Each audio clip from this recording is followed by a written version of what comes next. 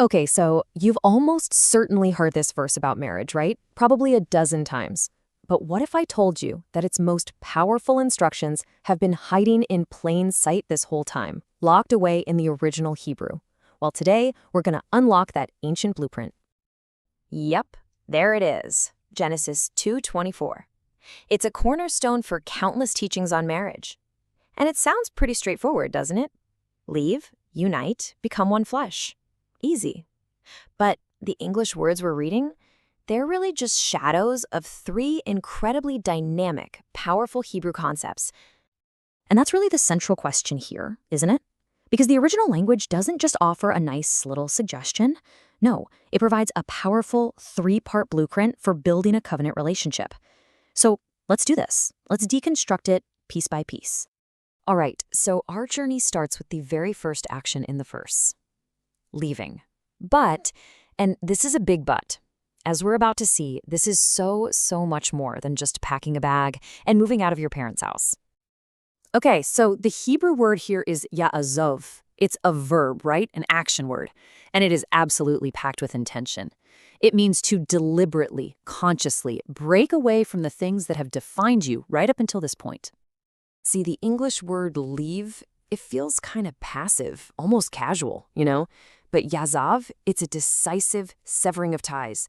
And we're not just talking about with family. We're talking about old dependencies, cultural expectations, literally anything that could possibly interfere with the new unity you're about to form. So when you boil it down, yazav is an act of creating space. It's about choosing a whole new path, intentionally separating from anything that could pull you back, and basically clearing the ground so that something brand new can be built. It is the essential first step. You got to do this first. Okay, so that's part one of the blueprint. Now let's move to the second part and see how this all builds. Because once you've created that space by leaving, the next instruction isn't to just stand there. Nope, it's to pursue. And the Hebrew word for this is dabak. Now, it's often translated as unite or cling, but its real meaning is incredibly active. I love this imagery. Think of it like adhering, like glue. It's such a powerful picture of a connection that just does not let go. Yeah, cling can sound a little weak, can it? A bit passive? But davak is the complete opposite. It's a relentless, active pursuit. It means choosing every single day to seek out your partner, to protect the bond you share, and to be fiercely loyal to your covenant. And this is so important to get. This isn't a one-time event that just happens at a wedding ceremony. No way. Davak is a continuous process. You pursue, you stick together like that glue, and you remain joined. It's a daily, conscious choice to keep that powerful connection alive. Okay, so we've had separation, that's ye'ezav, and we've had pursuit, that's davak. This brings us to the final culminating piece of the blueprint, the incredible outcome of those first two actions. This is the goal. This is all about unifying.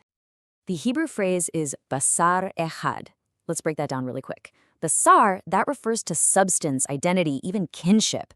And echad means a unified whole, like one team made of many players. So you can already see basar echad is way more than just a physical union. You know, the English phrase one flesh can sound a bit poetic and abstract, but basar echad describes something much more concrete and honestly, pretty radical. We're talking about the literal formation of a new single organism, a totally new entity where two distinct lives actually merge into one. And just stop and think about what this requires for a second. It means surrendering our fierce individualism. It's about merging two stories, two pasts, and two futures into a single shared identity. This new union, it's meant to be permanent, a living reflection of a much deeper divine unity. Okay, wow. So we've taken the verse apart, we've examined each powerful component, and we've unlocked its meaning. Now let's put the whole blueprint back together and see the complete picture. So here it is, all laid out. You have yazav, the intentional separation. Then you have davak, the continual pursuit. And finally you have basar echad, the resulting lifelong union.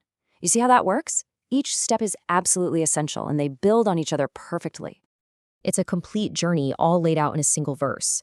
And you can't skip the steps. You can't get to the union without the pursuit, and you really can't pursue properly without first making that separation. It's just a logical, profound, and incredibly powerful sequence. So at the end of the day, we're left with this. This isn't just some ancient text. It's a dynamic, living set of instructions. And it really makes you wonder, doesn't it? If we started seeing marriage not just as a feeling, but as this intentional process, this blueprint of separation, pursuit, and union, how might that completely change the way we build our relationships today?